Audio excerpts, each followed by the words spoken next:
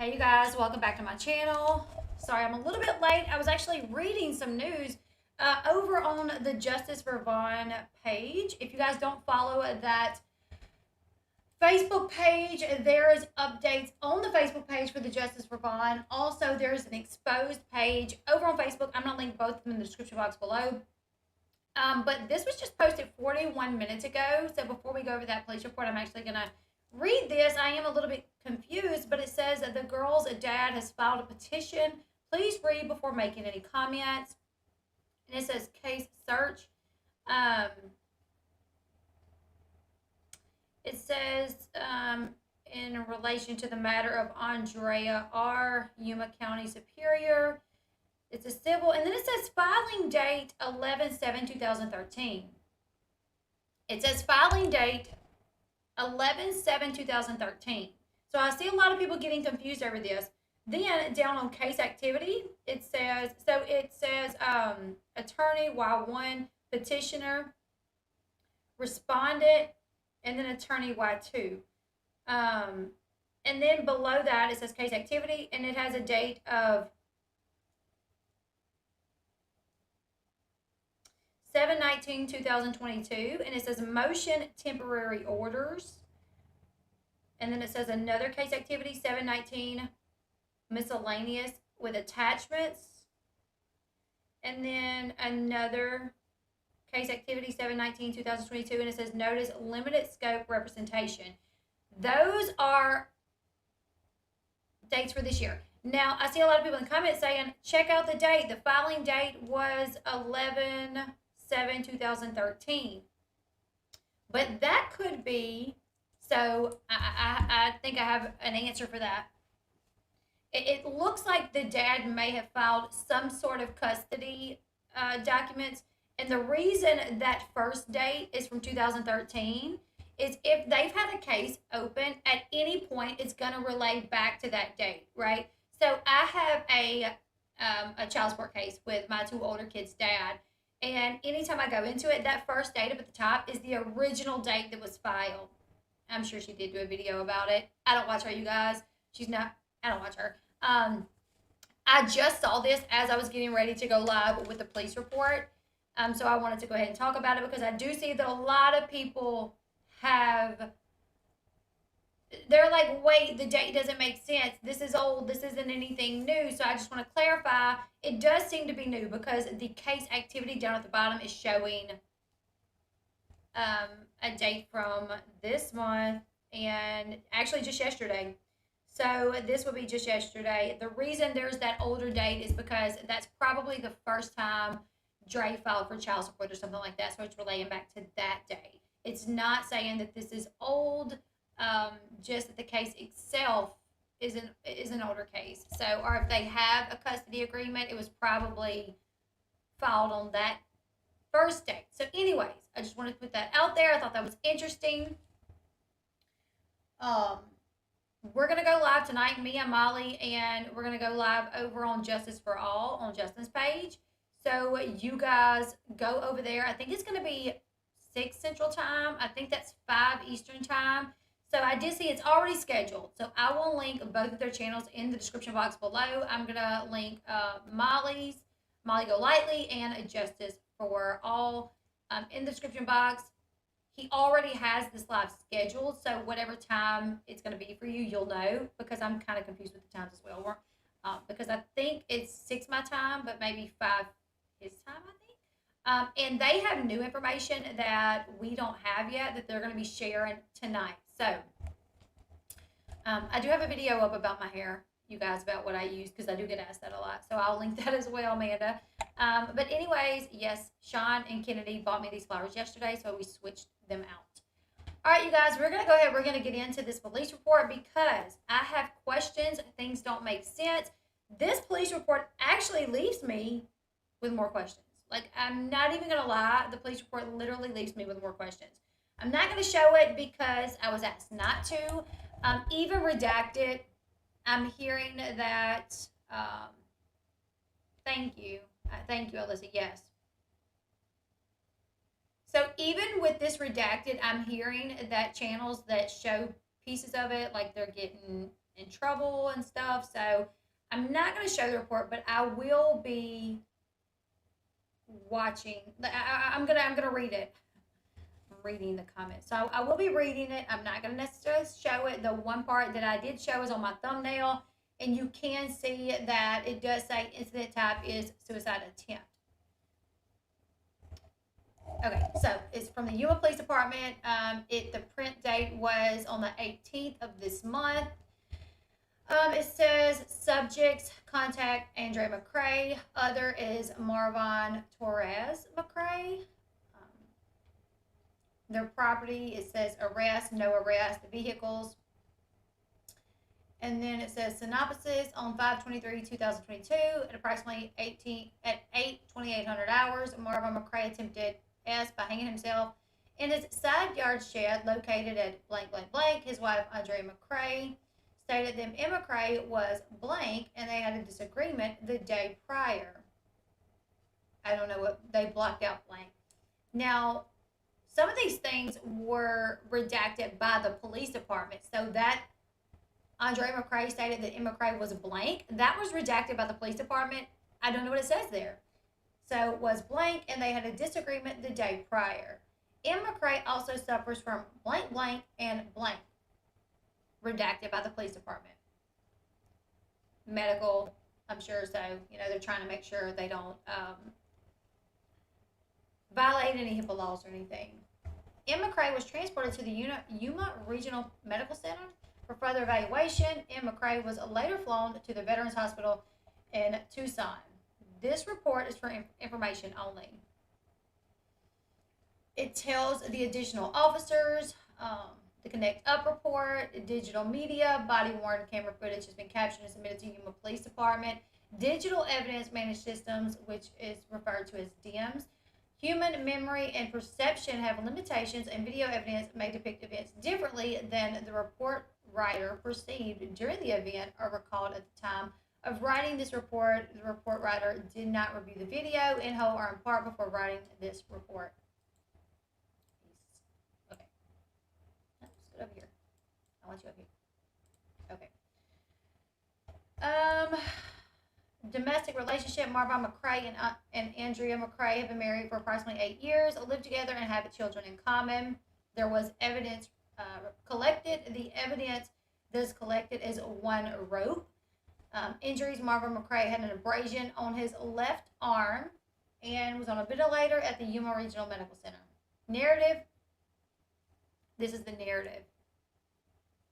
On 5/23/2022 at approximately 08/2800 hours, if I'm saying that right, Officer Reed and I were dispatched to blank blank in reference to an attempted suicide. Per the call notes, Andre McCrae found her husband Marvon hanging in the shed. Andre McCrae cut her husband down and began CPR. So remember this. Andre McCrae cut her husband down and began CPR. Upon arrival, I noticed the residence was on the south side of Blank Place and Blank Avenue. Yuma Fire Department were already there and going towards the east side of the property where a gate was to enter the backyard. There was a shed immediately to the east side after entering the east gate. Inside the shed, I noticed a black male in the center of the shed. The male was wearing blue pajamas and laying on his back. Trigger warning, you guys, I'm going over a police report. So this should be known that it's going to come with a trigger warning, but if I don't say it, I will have somebody in the comments saying, you should have put out a trigger warning. So trigger warning, you guys. Anytime anybody's covering Marvon, know that it comes with a trigger warning, you guys. Sometimes we may forget to say that, but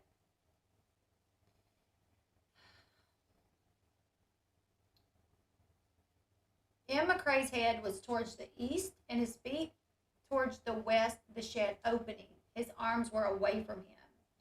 YFD was assessing him while A. McCrae watched. I asked A. McCrae to walk with me in front of the residence while YFD personnel worked on her husband. I noticed A. McCrae was agitated. She would shake and unable to keep her hands steady, and her voice broke every now and then. I asked A. McCrae to tell me what happened. Due to A. McCrae going back and forth, the following is a summary of my conversation with A. McCrae. For complete details, please refer to my body-worn camera surveillance video uploaded to Axon Evidence. A. McCrae has stated that her and her husband have been married for approximately 8 years. They have one child in common, but have raised two other children. M. McCrae have suffered from blank, blank, blank, and blank. In 2019, he went to a physical therapist, blank, blank, blank. When he went to the therapist, her husband's demeanor changed and he becomes someone she didn't know. I just don't understand. I don't know. Like, to me, I feel like she's like setting the stage to make him appear like erratic, depressed. Like, I don't know, which he did say that he was. I don't know. I don't know. To me, it's weird that she went right into that. Oh, he's got this and this and this, and his behavior changed. Like, to watch them on live streams, there was a lot of good times, and he always seemed happy on the live stream. So my what confuses me is, why does she automatically go to the bad times? I guess the situation of what he allegedly did. So I guess I could see that. She said they always got along until after his therapy. Then he would change and become verbally abusive to her. At times, she would leave the residence because of the change. A. McCrae finally stopped seeing the therapist. He has had blank becoming verbally abusive. She denied they had arguments, only disagreements. But when the disagreements were severe, she would leave until his mood changed back to his normal, loving self. There's evidence through text messages that he would leave. I'm not saying that she didn't. I'm not saying that she lied. There were probably times that she left as well. But there is documentation through text message to corroborate that he would leave as well. When he had a blank, she would expect his attitude to change. She asked him to see a doctor, blank. She did not know if he ever made the appointment. The day prior, they had a disagreement. A. McCrae said the disagreement was during the afternoon. M. McCrae slept in the bedroom while she slept on the couch. I'm not necessarily believing that she would sleep on the couch, because we also have text messages saying, her saying, you can sleep in the bed, Vaughn, and him saying, well, where are you going to sleep? And she says, in the bed. I'm not giving up my bed. So, I don't know. Hope everyone, any news from Vaughn's mom? Do we know if she found out which hospital he is at? Kyle's goldfish. I can't. Molly has more information. I don't know how much they want to share.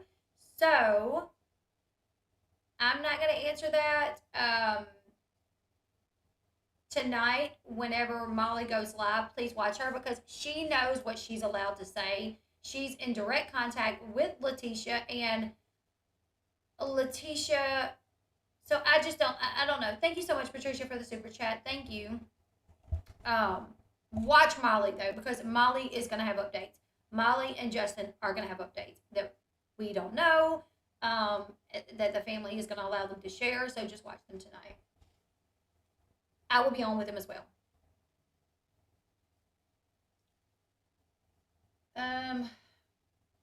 Okay, so M. McCrae slept in the bedroom while she slept on the couch. He woke up at approximately 7:15. He went into the children's bathroom to clean up as he usually does. She offered him a tea, and he began to have a disagreement with her. She noticed he was more lethargic than normal. She said they tried to use organic products for well-being. They used kratom, which is an organic herbal medicine in the coffee family, and has opioid properties. She believed he may have used more than normal, and there was a buildup of kratom in his system, making him act that way. They disagreed with her trying to calm him down.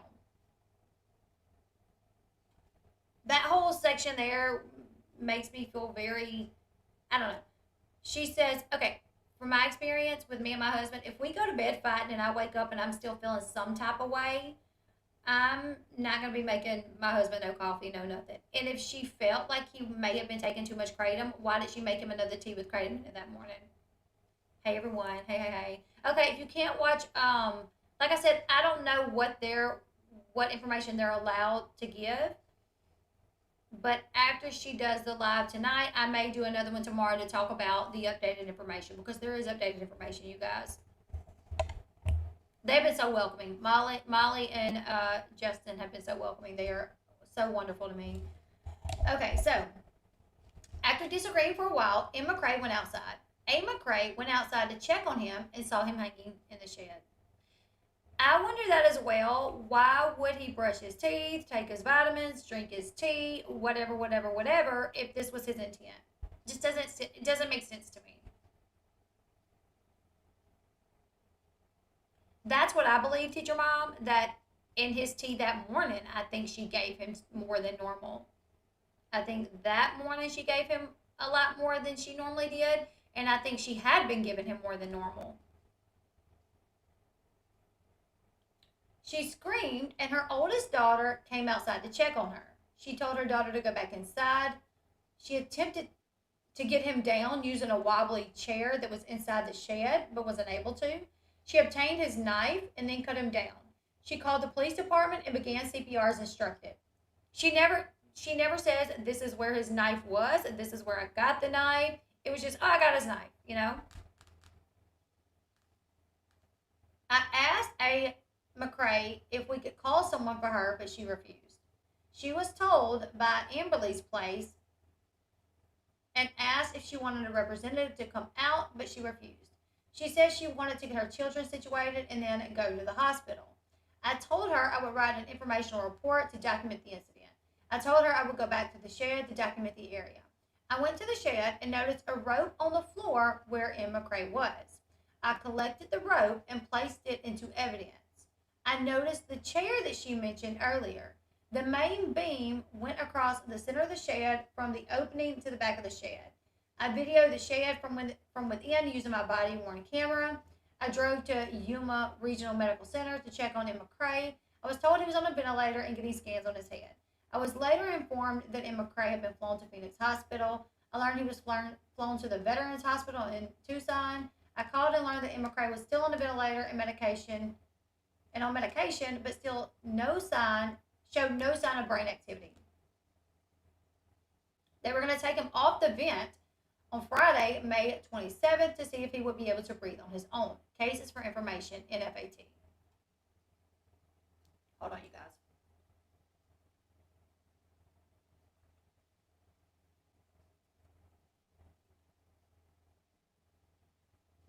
All right, this is an email, it looks like,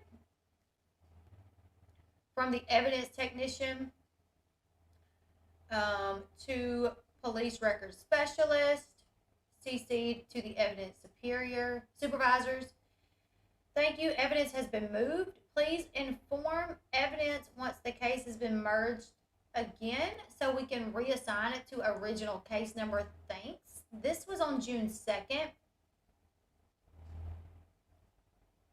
That for some reason evidence was moved.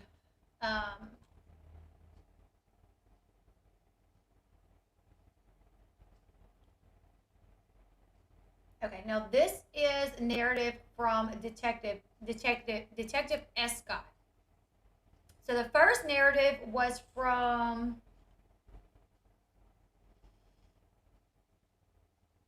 it doesn't say actually. But this one, the second narrative, is from a different detective. Narrative. On 7/8/2022, Detective Escott requested I assist in obtaining the YFD run report from the case from the City of Yuma Fire Department. On 7/11/22, I contacted the Fire Department administrator. I was told they would send me a records request form to fill out and return. I received the form and returned it filled out on 7/13/2022 at about 9:28. I received the report from the fire department. I printed the report and placed it into evidence. I also placed a copy of it on Detective Escott's desk. Nothing further.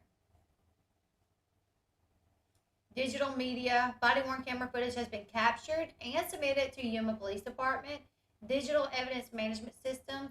Human memory and perception have limitations, and video evidence may depict evidence differently from the report writer perceived during the event or called at the time of writing this report. The report writer did review the video. So this one is saying the report writer did review the video in whole or in part before writing this report. So this one that we're about to read, it says the person given this report did actually view some of the body cam before he wrote the report. That first report that we just went over, it said that they didn't review the body cam, that it was basically strictly from memory. Okay, on 7/8/2022 at approximately 14:20. That's 2:20. Wait. Yeah, that's 220. I arrived at Yuma Police Department to complete a supplement for the case to expand the information contained within the original report. Andre McCrae stated that she went outside and found her husband, Marvon McCrae, hanging in the shed. She did not describe exactly how he was positioned when she found him. The shed is basically a two-door shed made of metal material, approximately 10 by 14 and approximately 7 inches tall, 7 feet tall at the center, 9 inches. There were three metal beams across the top and side of the shed.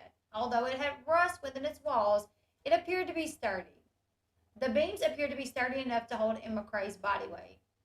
The rope could fit in between any of the ridge beams due to the ridges on the shed roof, allowing a rope to pass through. There was an old stool within the shed, which I believed was the one that Emma Crae said that she stood on to cut Emma Crae down. Thing is that she never said that she did stand on it. She said that she like attempted to, and it was too wobbly. I don't know if Emma Crae took the rope off Emma Crae. When I looked over the shoulder of a firefighter, I didn't see any rope. Due to Emma Crae's position in the shed and the firefighter blocking the entryway, I was unable to see any rope around Emma Crae's body. I did not see any marks on Emma Crae's neck due to him being too far away when I saw him. I located the rope on the floor of the shed after Emma Crae was taken away to Yuma Regional Medical Center. The rope appeared to be a natural fiber manila rope. From the loose end of the noose, it was approximately 4 feet in length. Okay. The diameter of the rope was approximately ½ inch to 1 inch. I was unable to tell if it was new or old, but it did not appear to be frayed, which is important to me. I think it would be frayed.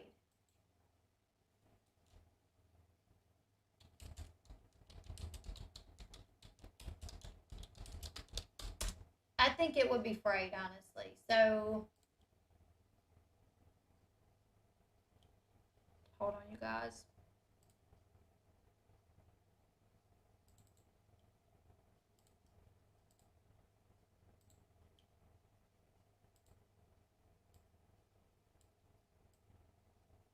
This is what we're kind of talking about. So,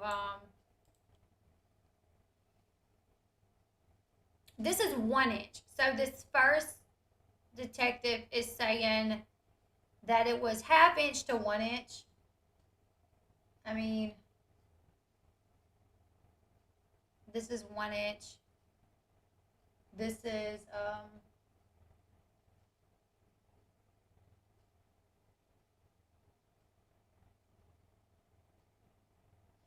especially if this was this type of rope. If it's this type of rope and it was cut through, pulled really tight. Imagine it being pulled really tight and someone manages to cut through it, it's gonna fray, I would think, right? Lethargic means like tired, just like, you know, very exhausted, essentially, basically, no energy.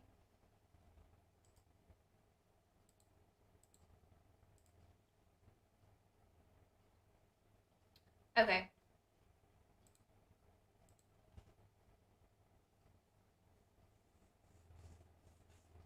I did not speak with firefighters because I was with A. McCrae while they worked on M. McCrae, and they left afterwards.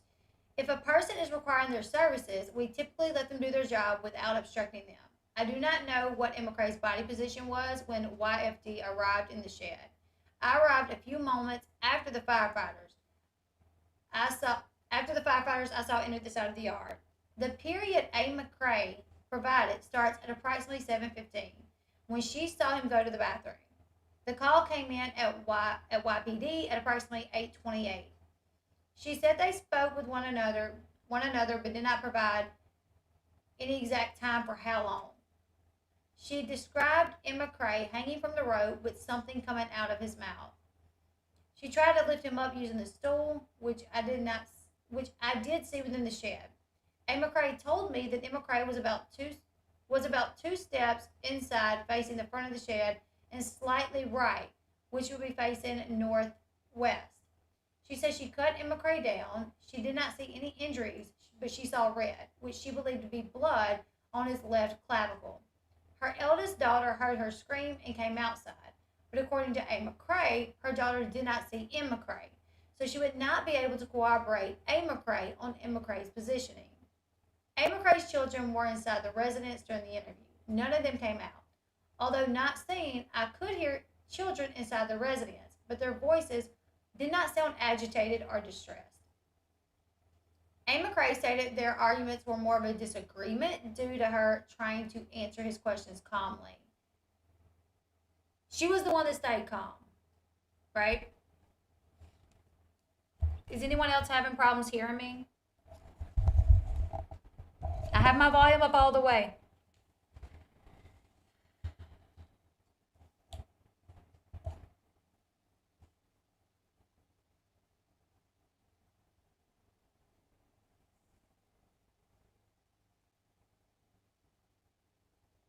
I did not believe there was anything very disruptive when they had these disagreements because I believe it would have upset the children and I would have at least heard them crying or yelling, which I did not. While speaking to A. McCrae, I asked her if M. McCrae had tried this before, meaning suicide. And she stated a couple of months ago, prior to hanging himself a couple months prior, he tried hanging himself in the closet with a belt and the closet broke. Okay, good.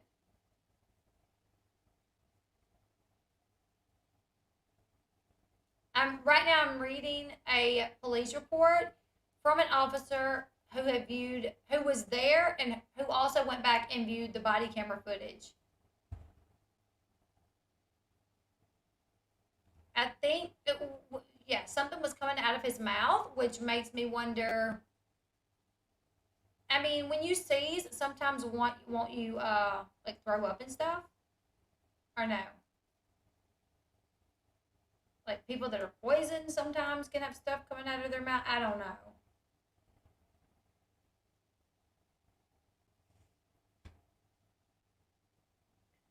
So she said, it is unknown if this incident, he said, it is unknown if this incident of the other alleged attempted suicide was reported to law enforcement. I did not ask any further questions of A. McCrae regarding this previous suicide attempt. If you're an officer, wouldn't that be when you say, has he ever attempted this before? Yeah, he did a couple months ago. He tried to hang himself in the closet with a belt, but the closet broke. Wouldn't you say, well, did you report that? Did you try to get your husband help? Did he try to seek help? Has that been reported? Did you call anyone? The fact that he just didn't ask no follow up questions with that is weird to me. A. McCrae stated she cut M. McCrae down with one of her husband's knives. Looking at the rope, the ends did look cut with a knife. The ends did look like a knife was used to cut it. I did not collect the knife because the way the cut on the rope corroborated what A. McCrae said. My investigation focus was on an attempted suicide at the time, therefore I did not ask A. McCrae where she obtained the knife. I did not ask her to show me the knife. I never saw the knife. It was my belief the knife was used solely to free M. McCrae from hanging in the shed. I did not take photographs with my YPD issued camera because I used my body worn camera to capture the scene. But using my BWC camera, I believe I would have captured the entire scene better and clearer than using my issued camera. I did not go inside the residence due to what I believed an attempted suicide. M. McCrae was substantially larger than A. McCrae. If A. McCrae and M. McCrae were in a physical altercation, I believe I would have seen some type of injury on A. McCrae. If a physical altercation would have happened within the residence, I believe the children would have been upset, yelling and crying, which I did not hear. There were multiple items on the pathway to the shed which did not appear to be disturbed. The shed looked like a typical shed with items everywhere, but there was dust over everything, indicating no disturbance. The stool was in the shed, as stated by A. McCrae. I do not believe A. McCrae had the upper body strength to lift M. McCrae. All these indications led me to believe the incident was an attempted suicide. I later went to YRMC to check on M. McCrae, but he was at X-ray when I arrived, then flown to the Veterans Hospital in Tucson. I did not see Emma McCrae while at YRMC, but Officer Reed later mentioned she saw an abrasion on his arm.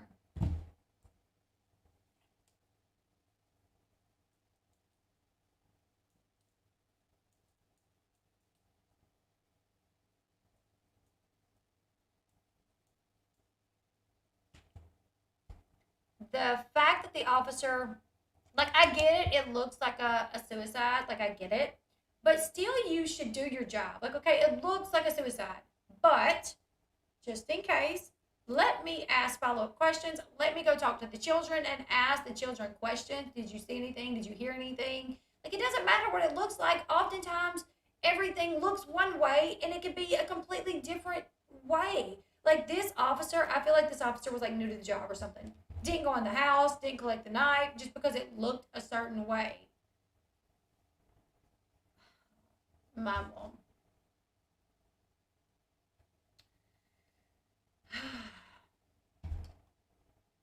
No, this is narrative officer ID Egain. Ejane. I don't know. At the time of this incident, I have not been issued a BWC, which is a body wearing camera, and do not have a video of this incident to review. I did, however, review OFC Reed and Officer Reed and Officer somebody else's BWC videos to refresh my memory to complete the supplement. So this report was also written by someone who's reviewed body camera footage. On 5/23/22 at 8:28, YDP was dispatched to receive a call for services relating to an attempted suicide at address blank, blank, blank, blank, blank. I acknowledged the 911 call at 8:29 and was marked as dispatched to the call at 8:32. I was marked on scene at 8:38. That's not bad. 10 minutes. Okay, 10 minutes and he was there. These times are according to the timestamps on YDP dispatch. The call notes supplied by YDP dispatch shown on dispatch tab on my in-vehicle computer show the following. A female found her husband hanging and the reporting party. So through this report, it's going to say RP at times, which is reporting party, the person that reported the situation, reporting party. The reporting party had cut the husband down. The male subject, the husband, is possibly Marvon McCrae per previous calls. Let's highlight that. I want to highlight that. So, it says here, the call notes supplied by YDP dispatch says that a female found her husband hanging, and the reporting party, Andre McCrae, that she had cut her husband down. The male subject, husband, possibly Marvin McCrae per previous calls. So this tells us there's been previous calls. They knew in dispatch when it came in that I found my husband. Previous calls. This man must be Marvon McCrae per previous calls. So this is what I take from this. What do you guys take from that? I'll read it again just so you guys can understand where I'm coming from. The call notes supplied by YPD, Yuma Police Department, the dispatch shows on the dispatch tab on my in-vehicle computer showed the following. A female found her husband hanging, and the reporting party, Andre McCrae, has cut the husband down. The male subject, husband, is possibly Marvon McCrae per previous calls. Right? CPR was in progress and the children were inside. The male subject was in the shed in the backyard. The reporting party's dog may try to bite. The reporting party, Dre McCrae, stopped CPR to put the dogs away.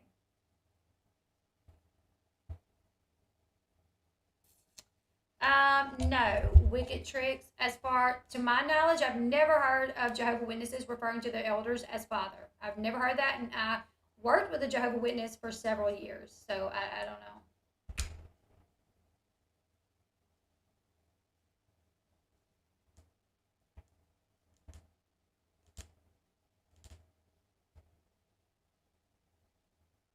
Right, they were familiar with the address from the way that it seems.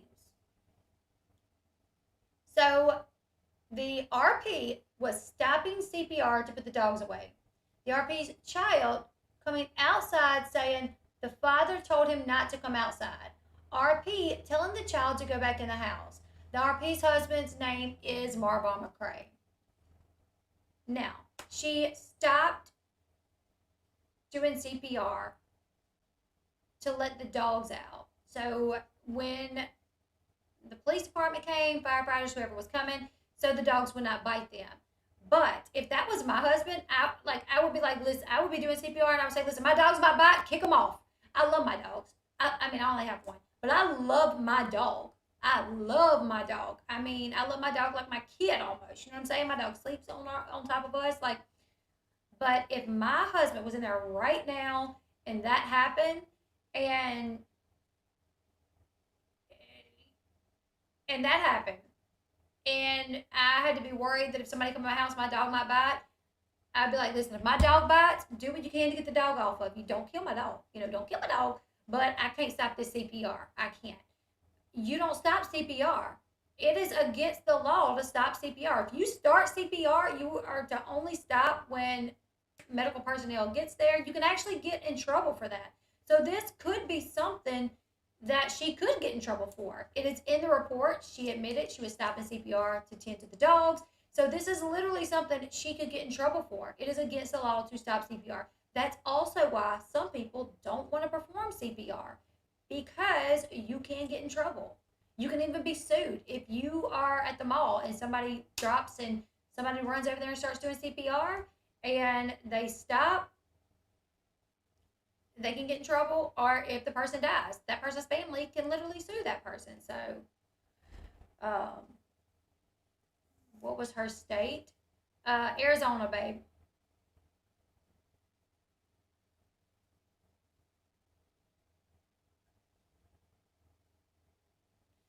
When I arrived on scene, I saw the Yuma Fire Department personnel and Officer Iguina had already arrived on the scene. Officer Iguina was talking to a female, I believe to be the wife, because I knew from the call of service information a female was on scene and the male who hung himself was married.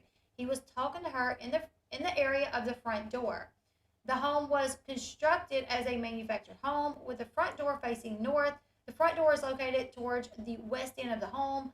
The front of the home has a concrete sidewalk running east to west. It was connected to the driveway to the east side of the yard gate. The front yard consisted of a concrete driveway on the west side and sand on the east side. There were two black pickup trucks parked in the driveway.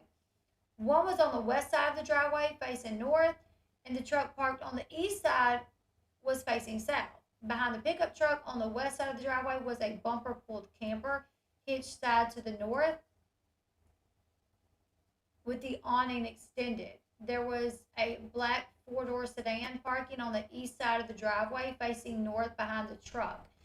In the sand area of the front yard, I saw a picnic table, 3 lawn patio chairs, and 1 small patio table. So who all was there? 3 vehicles. We have 2 trucks. We know they owned 1 black truck because they just bought the black truck not too long ago.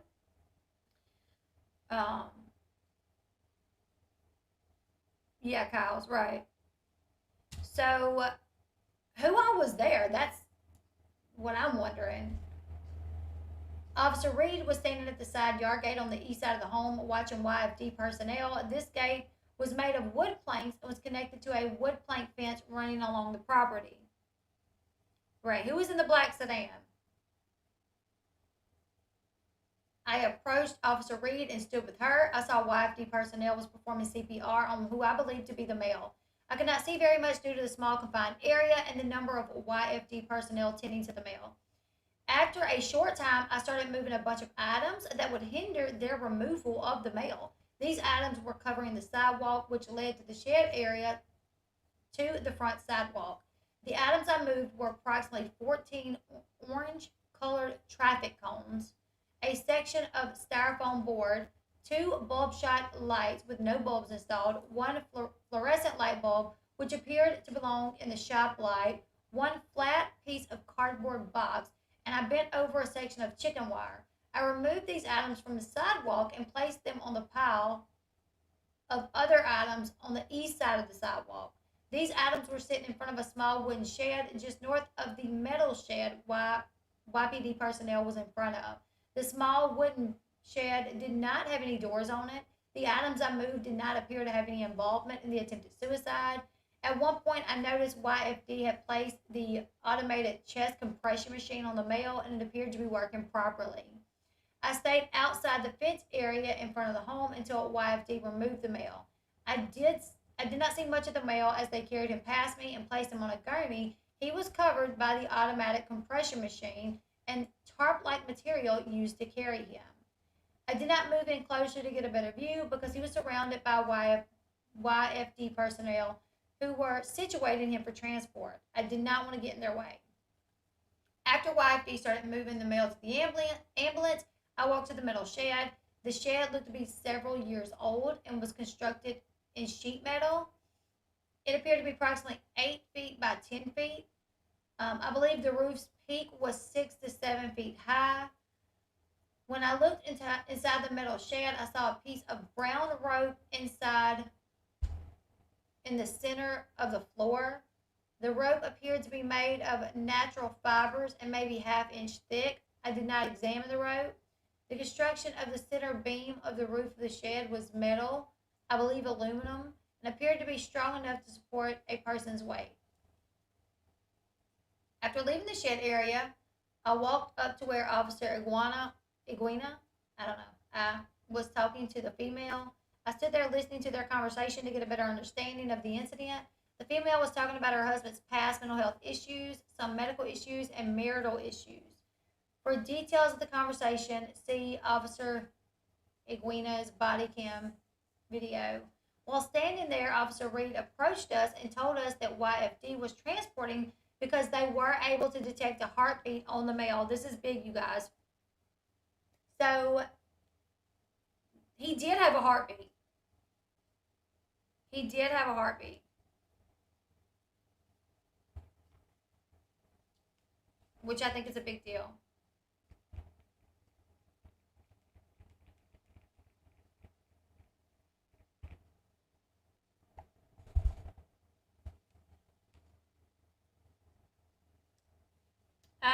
Anybody in the chat, please refer to me as Elle. Please. I know it's probably out of habit that you may call me by something else, but if possible, please try to refer to me as Elle. I try to protect my privacy because crazy people. My husband is ex-military, and that's what I was always told. I confirmed it with other people last night. I've heard of cases where people have sued people for their loved one dying. I've not heard of cases. I've heard of one case. So, let me see.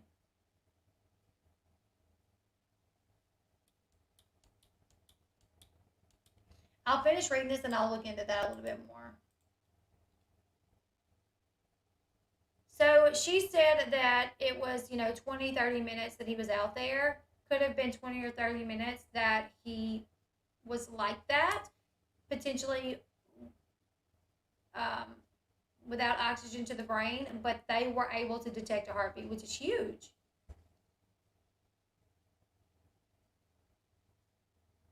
I did tell Officer Reed that I saw a piece of rope in the shed. After listening to the female explain the past mental health issues of the male and the marriage problems between them, I believed at this time the male did attempt to commit suicide by strangulation inside of the metal shed. I did not talk to the wife, YFD personnel, or enter the home.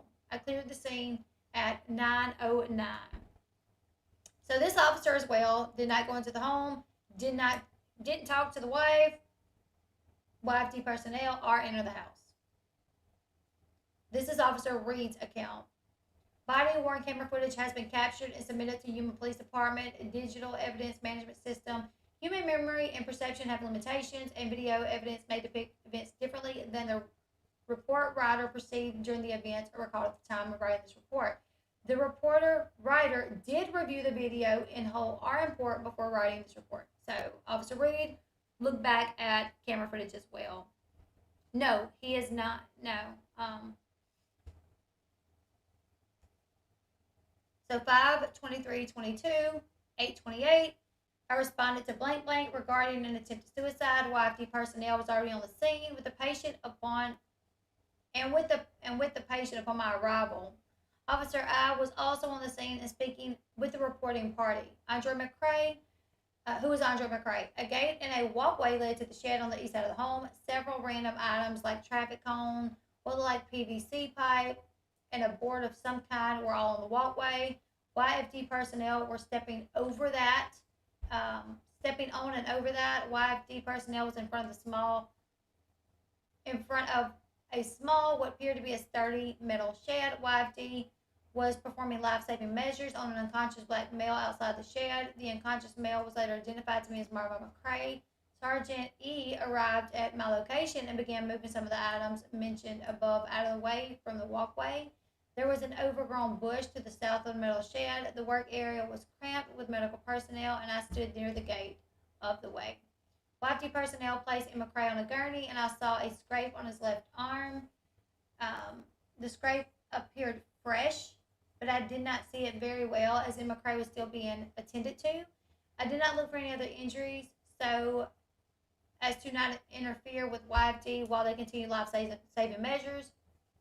YFD appeared to move M. McCrae onto the gurney since the workspace was minimum. The gurney was left outside the workspace in the front yard. YFD placed M. McCrae on a foldable stretcher and they carried him to the gurney. Before YFD carried him out, I walked over to Officer I and A. McCrae and informed them that they would be moving him onto the gurney. I told A. McCrae to be prepared as many are not used to seeing loved ones in such condition. A. McCrae appeared sad and worried about M. McCrae. I also obtained M. McCrae's date of birth and full name. I walked with YFD to the ambulance and was informed by YFD personnel that they were able to obtain a pulse. I walked over to Officer I, and he was with A. McCrae and told Officer I that M. McCrae did have a pulse. A. McCrae overheard this, and her eyes got real big, and she stood up, reached out to me, grabbing my hands. She was shaking, and her hands felt cold to the touch. YFD transported M. McCrae to the hospital.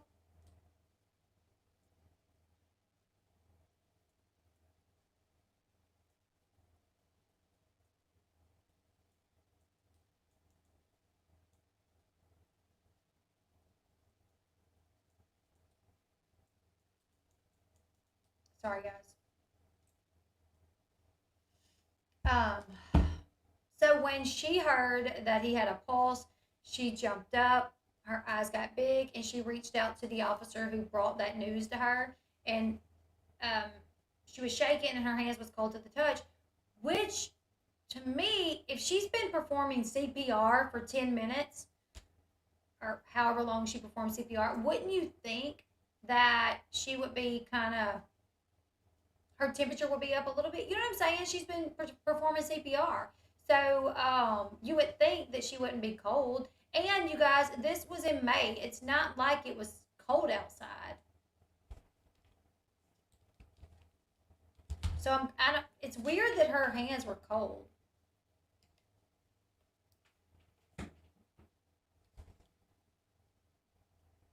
Um, YFD transported M. McCrae to the hospital. Once YFD evacuated the scene, I walked back to the shed, and a YFD personnel was there picking up the trash they had left.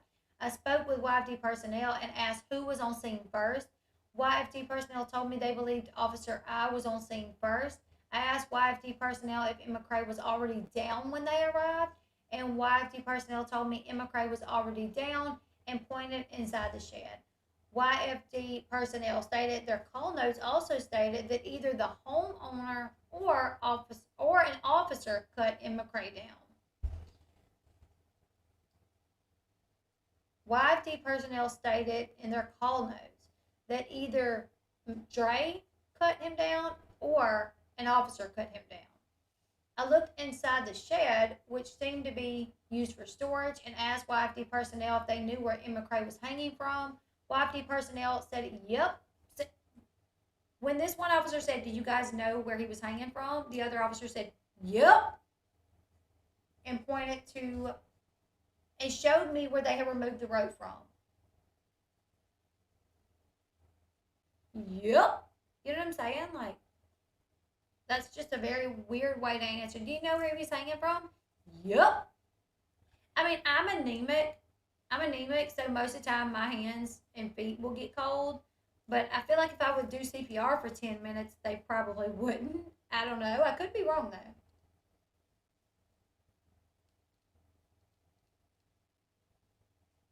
He showed me where they had removed the rope from because it was in the way. YFD personnel held up the rope, showed me the rope that was hanging from the center of the shed.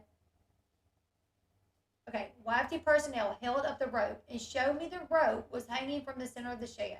YFD personnel then dropped the rope on the ground, leaving it in the center of the shed.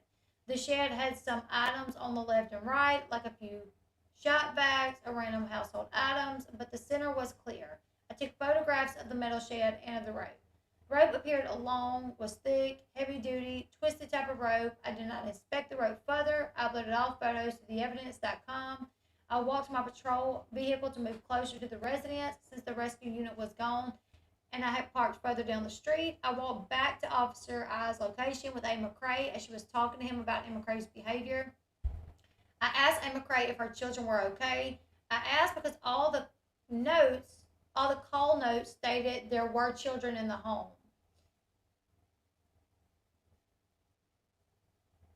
A. McCrae said her children do not know what happened. A. McCrae stated that her daughter, blank, A. McCrae stated she called her daughter blank for help, but did not want her to see, so she told her to go back inside. A. McCrae said she was freaking out. A. McCrae said she needed to go get him, but didn't know how, and she was scared. A. McCrae stated the children probably heard her screaming, but didn't see any of it. Since the children were not witnesses to the incident, I did not speak to the children. I offered Amberly's place as a resource and offered I continued his investigation. I asked Officer I if he needed any more assistance. Officer I said no. I cleared the scene without any further involvement. This is weird to me.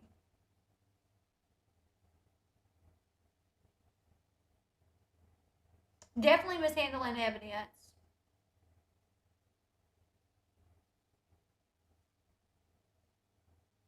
Definitely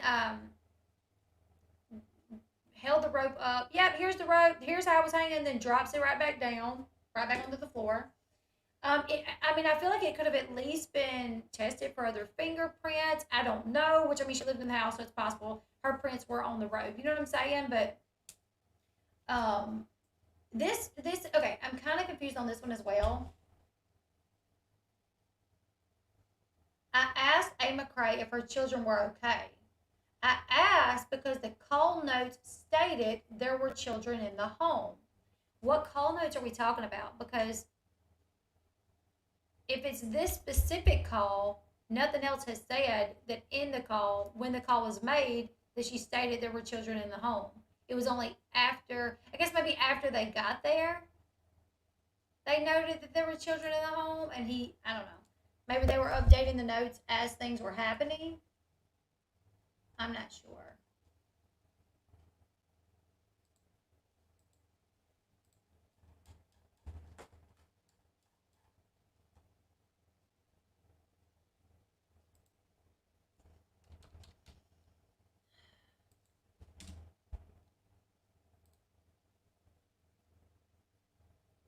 Maybe not, KB. I'm not sure. Probably not.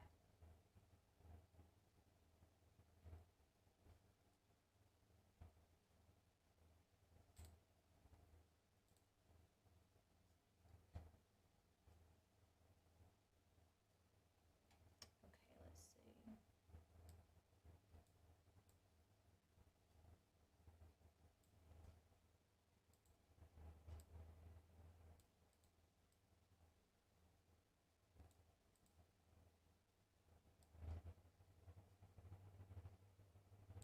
All right, I kind of want to show this, but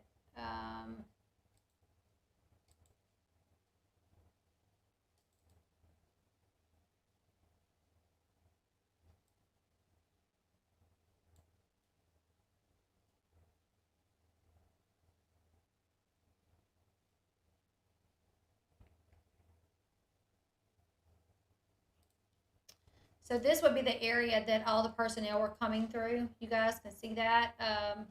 They spoke about a wooden fence. There's a gate. Um, and I think this is the shed right on the right of the picture. So this is the house. This is, from my understanding, the shed is right there on the right. It's not a big picture of it, um, but you can kind of see the condition. It is a metal building. It's not that tall, probably 7 feet. Um,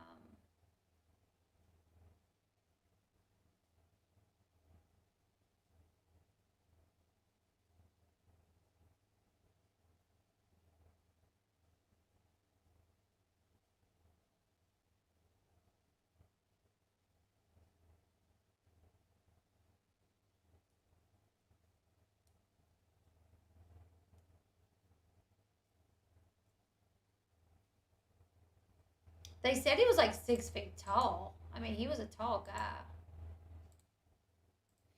Um,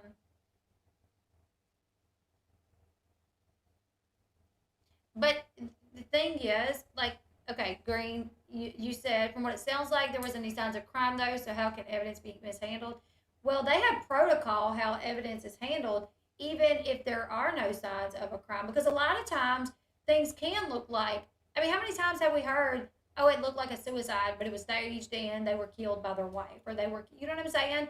Like, I think police are to proceed with an extreme amount of caution that despite murderers ain't out here just murdering people. And I'm not saying that's what she did. I'm just saying in general. Like if somebody's gonna murder somebody, 9 times out of 10, they don't want it to look like they murdered them.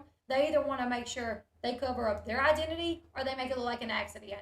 Fool the police, you know what I'm saying? So I'm just saying, just because it didn't look like signs of a crime didn't mean that they couldn't mishandle evidence. There was still evidence something took place. Either he did it or something else happened, and they should have proceeded with enough caution that if things come out later that it possibly was not him, that something else happened, they took the proper steps to get the evidence they need.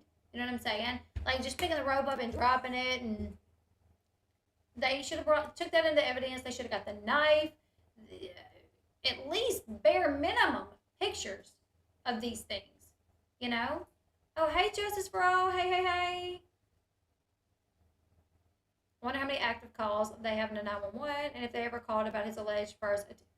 That would be a question that he should have asked when he said, has anything like this should have ever happened again? And she said, yeah, well, months prior, he attempted to in our closet with a belt, but our closet broke. He should have said, was that reported? Are there any reports of that?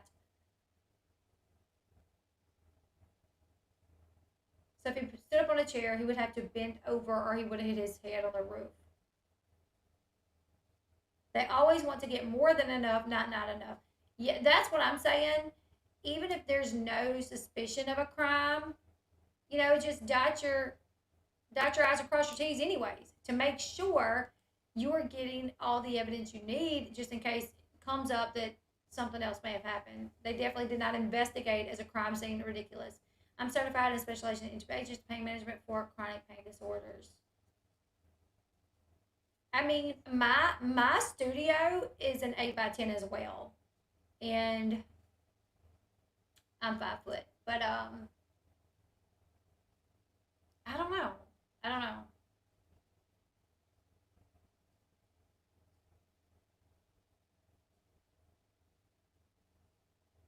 I guess what I'm saying is I'd hate for folks to get too caught up into looking for potential crime and overlook the reality that this adored vet tried to. I get what you're saying. I'm not saying he didn't because there's definitely a part of me that feels like he was just to a place where he felt like he had nowhere else to turn. Someone said the other day, and I've seen a lot of people say this, he was pushed to this, he was pushed to this, he was pushed to a place to where he felt like there was no way out. And if he did in fact do this, I feel like that's what happened. He was pushed to a place where he feels like um, there's no way out. Justice brought. Thank you so much. I plan on being there, and I've told everybody the tier to make sure they join us over there tonight as well. Um, it's 4:22 my time, so I'm Central Time. I think it's going to be 6 my time, right? But I'm going to link you and Molly's channels in my description box again, like I did on the other videos. And I'm directing everybody to go over there tonight with us. Oh, thank you, Lizelle. Thank you. Right. I think, a lot of people think it's very possible that he did do this. But we just want it to be looked at. We just want to make sure they look into this and it's not just like, oh, well, this is what it looks like, so it must be what it is, and not investigate. Let them investigate. We want an investigation so it can be proven that this is what happened. We changed it till 7. Okay, awesome. That sounds great. But so yeah, someone said like, oh, he wasn't pushed to this. He wasn't pushed to this. If he did this, I absolutely believe he was pushed to do this. There was no she. There was a gold digger comment made as well. She had money in 2021, January of 2021. She made $96,000 through, I think it was just through paparazzi. She put up a receipt, and she had a goal to hit 1 million in 1 month. You know, so she absolutely had money. It wasn't a gold digging situation. She was just control. She wanted to be in control. I wonder if she had Munchausen by proxy. Oh, absolutely, Green, of course. If the closet broke, why did an aluminum shed not break? Well, if he's a sturdy man, I could get why. Um, they lived in a double wide as well, so those boards and closets are just sheetrock, right? Like just or not sheetrock.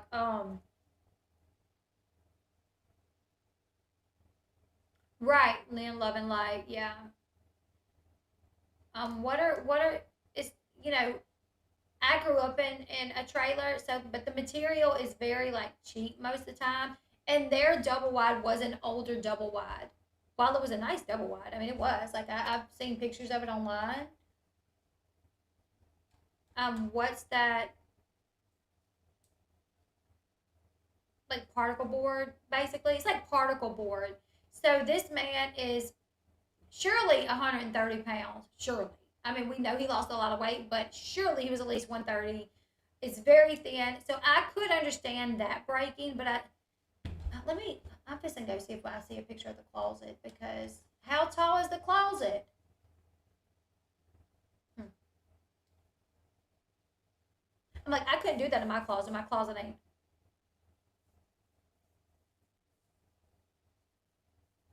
Really well done for anyone. Oh, I have to go find that, Marissa.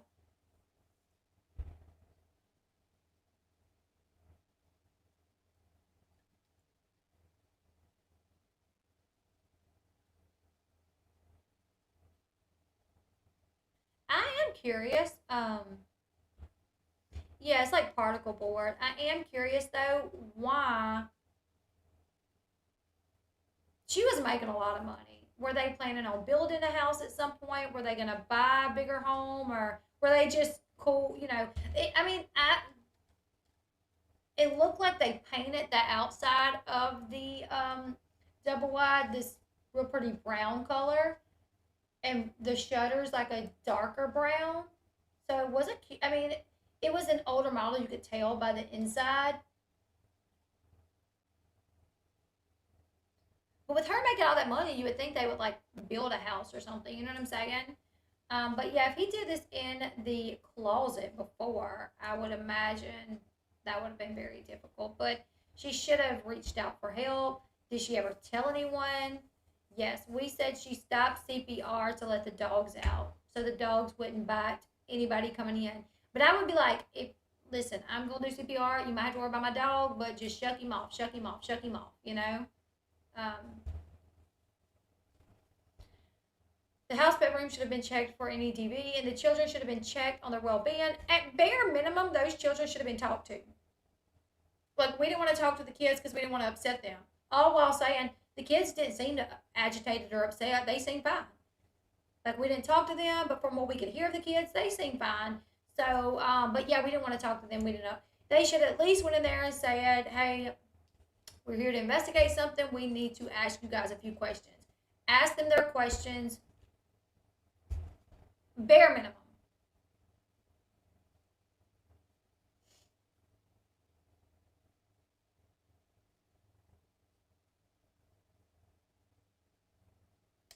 They need to see purpose. Well, I'm not saying they needed to search the inside of the house, but at least, speak to the kids. Bare minimum. Yes, no drama, llama mama. They said due to previous calls, they understood the male subject to be her husband, Marvon McCray. Man, I saw one. There was one video where she said that the dog was actually, that one of the dogs found him first in one of the videos. I don't know. But I also saw a video where she spoke about having cameras in the house. It looked like she was about right here. Let me see.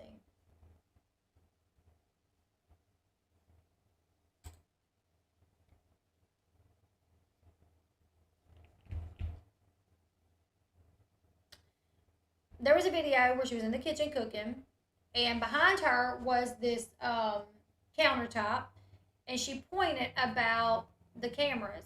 She was talking about the cameras. She was like, I love my cameras. Um, I know they're also saying there was cameras outside, but I'm pretty sure I remember her pointing behind her and mentioning having cameras in the house. So if I was the police, I would want to check those cameras. I would say, can we have access to your cameras? Just so we can see what took place that morning. And if she says no, then I would be like, hmm. Also, another thing is they were only there for like 45 minutes.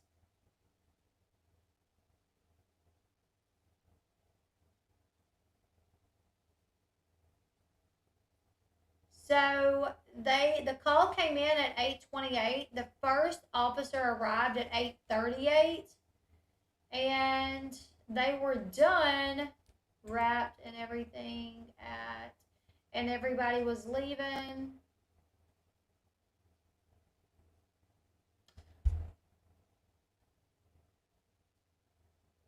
What time was it?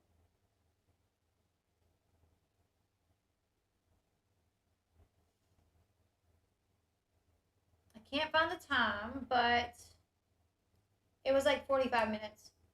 From the time the first person got there to the time they all left, it was like 45 minutes. She said she had cameras all over the house. See, I thought I heard her say that, but when I said that the other day, someone said, no, it's just outside. So then I was like, wait, did I hear outside or did I hear inside?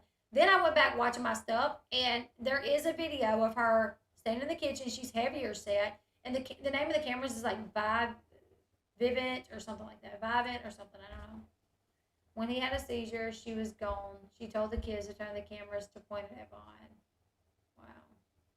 I would think he would be too tall to do it in the closet, Marlena. Absolutely, I would think so.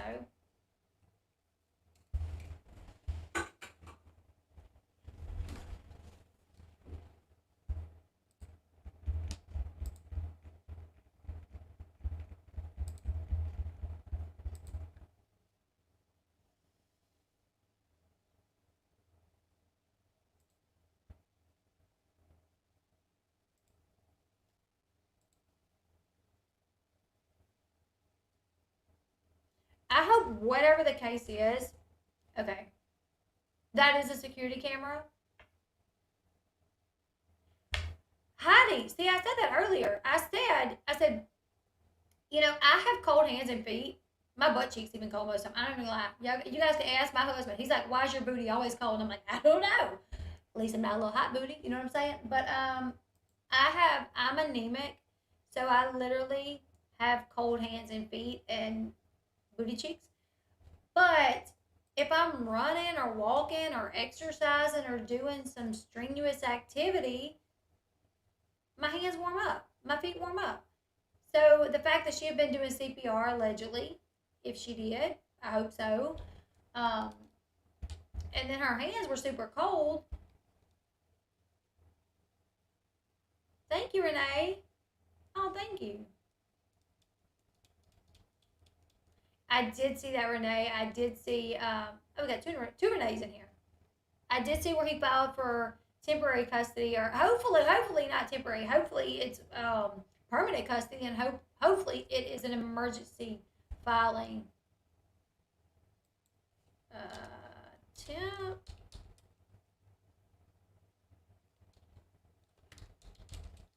In Yuma, Arizona.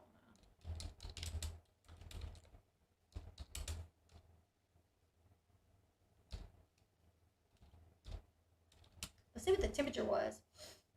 See if we can go back and find the temperature.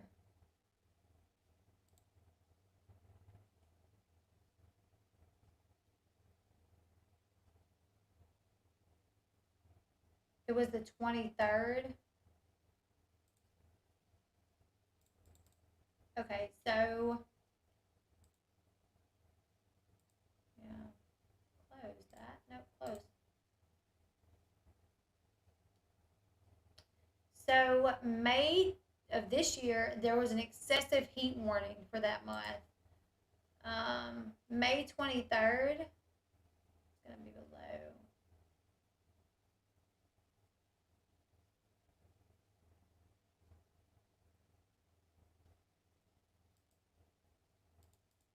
Am I reading this right?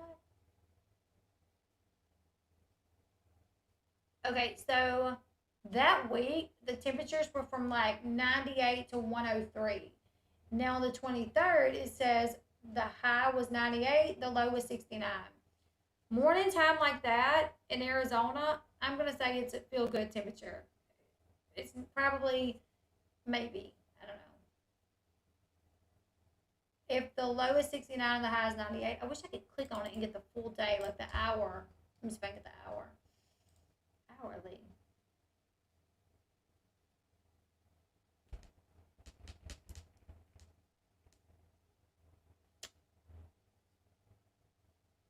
I'm gonna go back.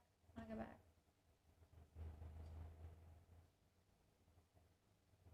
That's today. Okay, but either way, the next day was like 103. You know what I'm saying? Like, I don't know. The cold hands, because I do have cold hands, so like I do kind of get it, but I do wonder. I do wonder if that would just be weird to me that her doing chest compressions and your adrenaline should be like going crazy. You just found your husband hanging. You just found your husband hanging, lifeless, from what you think, and your adrenaline's not going crazy, which would make you warm. I would at least think. I don't know. Yeah, Jill, they would need. I mean, could they ask her, "Hey, could we review?" Or would they have to have a warrant? Like if they, like with searching your car, you know, a cop can say, "Can I search your car?" You have the right to say no. Get a warrant. So could it be something like that?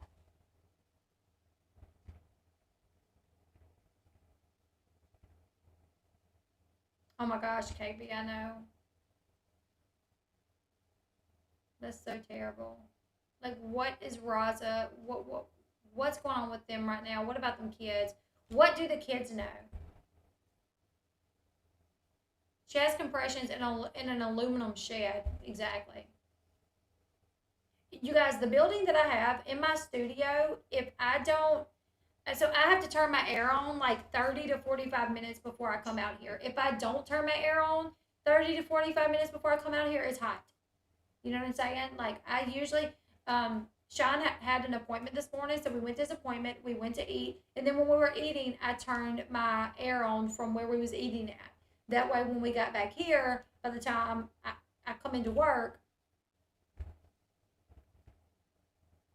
yes, yes, El Molly. I played that as well, and I spoke on that as well. Huh? Yeah, there is where they got into it. And she tried to make it out like he broke the closet door, but in the audio it sounded like her saying, "Well, I was just trying to shut the door." I thought I heard on a crime TV show that when they investigate deaths, they start with homicide, then they rule it out. That's what I thought they always do. I thought like no matter which way it looks, they go in like, okay, let's get all the evidence we can just in case. And they always look at the spouse first. May 23rd, 2022, Yuma, Arizona high, 93, daytime that morning, 72 degrees. Yeah, so that would be feel good, you know. I know.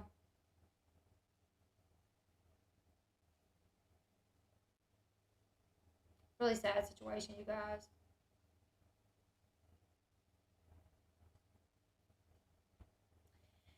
That's a good question. It's really strange because that's the only thing he says he heard Raza say. There was no questioning the kids, but allegedly Raza said, "My dad told me not to come out here,"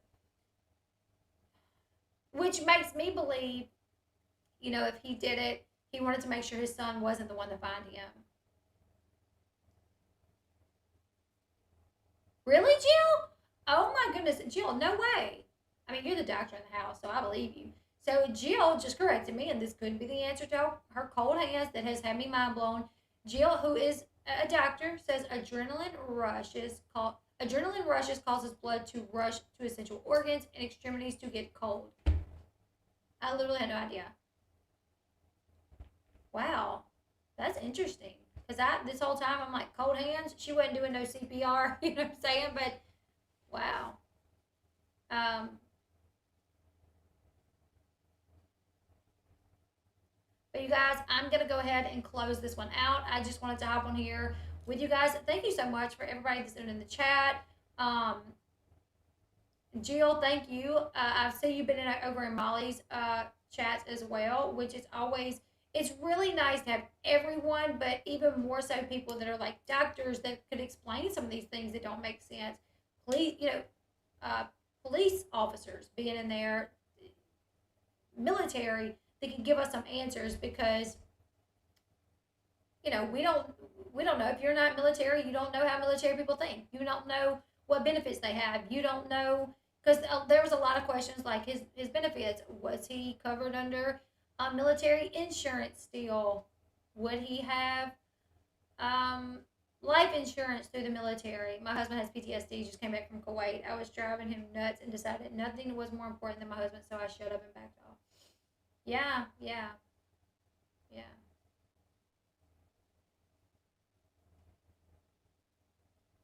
exactly. But you guys, thank you guys so much. And my moderator, I know Candy had the Nat. I'm gonna have to get with you to give you the cash apps for Letitia and for the step parents because Letitia is where she needs to be today. She's traveled 28 hours. The dad and stepmom they made it, and the dad was able to see Vaughn before Dre put a stop to that and got him moved to where nobody knew where he was. So yes, there is a video of her holding what appears to be a newly purchased footstool. That's right. That's kind of weird. All this talk about a stool in the report, and then there's a video of her when he's in the hospital holding what appears to be a newly purchased step stool. Did she go buy another one because the other one was too wobbly or something? I don't know. But thank you guys so much. The family, they have been through so much. His mom, his dad, his siblings, they're going through it right now, not knowing what is even to come. This is not a new situation. Like, we don't know how long this is going to last for them. I see people asking, why does a parent still need donations? Because we don't know. They're staying cross country, having to eat out every day or go buy groceries, and they don't know how long they're going to be here. They don't know what the next move is. They don't know. So, I mean, it could be possible that, they could find him and he's got to be flown out to XYZ and they want to go. We just don't know. So, to say anything about them accepting donations, this is what they need, you guys. And I would hope that if I was ever in a position, people would do that for me without making it out like I'm some sort of money hungry person. That is not the way to be. to treat them like they're money hungry. They didn't ask to be in this position. They're not rich. So they're doing everything they can to make sure they're there. They get to see Vaughn, and that's proven very difficult because of Dre. But also the dad, he spent like what money they had in savings for the first trip to get over there to see Dre. And people are making these comments. Also, people are digging into their background. The mom, the dad, the siblings, to talk about any skeletons they had in their closet. Listen, everybody got skeletons in their closet. And just because you got a skeleton in your closet, just because you may have been arrested, I don't care. I don't care if his parents were arrested last week. That is their son that is laying up there in that hospital in a coma on life support. They have every right to be sad. They have every right to try to see him. It doesn't mean there's some sort of criminals or scam artists just because they're in this position. It doesn't mean they aren't heartbroken and that they can't be heartbroken because it's something might have happened in their past a long, long time ago. Anybody that is digging up their past, shame on you. Shame, shame, shame on you for digging up these people's past. It would be one thing if it was like this mom that come out to say something that was questionable and things just didn't make sense. So then you question the motives of the mom. Well, is the mom lying, saying the kid was sick just to get money from people? We know this is not a scam. We know that Dre is in a coma on life support. So do not attack this family. Anyone that is going after this family, that's bringing up their past, that's acting like they've gotten too much money, la da da da da, shame on you, and pray nothing like this ever happens to you. Because then you would see. So I'm sorry, you guys. That irritates me that people's digging into his family and trying to make it out like they don't have a right to be heartbroken. They don't have a right to try to do whatever needs to be done to see Vaughn just because they may have gotten in some type of trouble way back when. Who hasn't? You know what I'm saying? Who hasn't gotten in trouble at some point in their life? Heck, I even have. And I'm perfect. I'm just kidding. But close. I mean, you know what I'm saying? Like, it just doesn't make any sense. It just doesn't make any sense that people are literally digging into their background and trying to make it out because they may have some skeletons in their closet, that they don't have a right to be hurt, that now we got to question them because they got XYZ. They did XYZ when they were 5 years old. Question them. No, no, no. But I'm going to go ahead and end this one out, you guys. I will see y'all tonight. Yes, you'll be. It's vile. It's vile.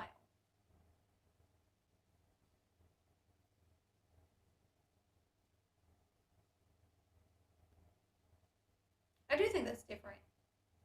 The thing is, when it comes to digging into Dre's past, I don't know anybody that's really dug it. Well, I do know somebody that's dug into Dre's past and got like records from her divorce.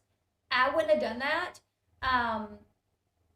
As far as Dre has presented her whole life on social media, her whole life. She's on lives all the time. Of course, people's going to go back and look at that stuff and be like, wow, her husband just did this. Let's see if we can go back and watch her old videos, despite where maybe we could see a problem. And then people are watching her older videos and they're like, oh yeah, we see a problem. Now, if people's digging into Dre's past, like I do know there's a creator that dug up the fact that she was married before and dug up those divorce records. I don't know what the sense in that is. Dre literally put her whole life online. You can go look. I mean, I've watched so many of her videos, and she did that. She did that. She put that out there for the world to see. The parents are private people. They're not on social media putting their whole world out there. So I definitely think it's a difference. While I don't think it's not okay to sling mud at this family with what they're going through with their son, exactly, Texas tumbleweed, and the parents' past did not cause his mother. Exactly, the parents is not the reason he lost so much weight. The parents, it's not their fault he was having seizures. There's video of Dre even say, I caused his seizures. I know what caused his seizures. Dre knows giving kratom in large quantities is not safe, but she did it. Dre's on video talking about, I'm going to put a little this in his, he don't know. What? On video talking about sneaking across the border. Vaughn, tell them XYZ when you get over there. They're going to ask you questions. Don't tell them about that, Vaughn, because then they're not going to give you what we need, Vaughn. You know what I'm saying? Those are the reasons people are questioning Dre. But she put that out there. She put that out there for the world. His parents are private people, and they didn't ask to be a part of this situation. They didn't ask to be for their son to be in a coma to where they need the spotlight on the situation now. You know what I'm saying? They were private people before. So, Julie Andrew, I'm gonna link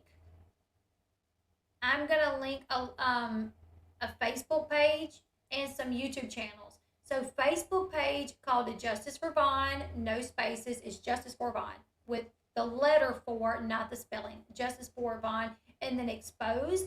And there's another one, I'll link them all, and then Molly Golightly and Justice for All on YouTube. I'll link all that in the description box below. I also have a 30-minute video, so does Molly Golightly. We both have two 30-minute videos, kind of like a crash course into what you need to get you up to speed with what's going on. You can watch either one of those videos and then feel like you have enough information to be a part of the conversation. You know what I'm saying? Which you'll still have questions, but it's not going to be like, wait, what happened? Who is this? What happened? When did this happen? She said that. Oh my, you know what I'm saying? You'll have a lot of information with those two videos for sure. Exactly, Nancy. She was literally buying pills without a prescription in Mexico, then illegally bringing them back to the U.S. while recording herself. So yeah, people question her behavior. She put that all out there. People's not digging into her. They're just watching the crap that she's already put up there for us. So yeah, the family does not deserve this. And you know, if Dre didn't do anything when it comes to the attempted suicide, and she is only what we've seen her to be on the channel, I still don't agree with what she's done. You know what I'm saying? I just don't agree with it. But yeah, you guys leave me your thoughts in the comment section below. Pray for the family. If you feel led to donate, I know everybody can afford to, and I understand that, but if you feel led to donate, you can donate to the family. I know they would greatly appreciate it. I'm going to leave their cash apps in the comments in the description box, as well as pin it in the comment section. So I will do Letitia's as well as the dad's. They'll be in the description box and comment sections pinned to the top. Also, all the Facebook pages and the YouTube pages that you'll need to follow to keep up with the story. And I will be live tonight at, I think it's going to be 6 p.m. Central Time, my time now, with Justice for All and Molly Golightly over on Justice for All's channel. He has it put up already. He has it scheduled. So all you have to do is go over to that channel and click on it.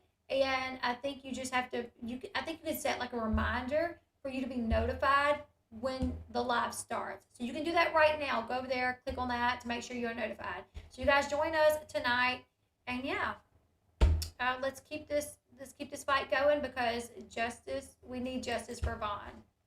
Bye everyone.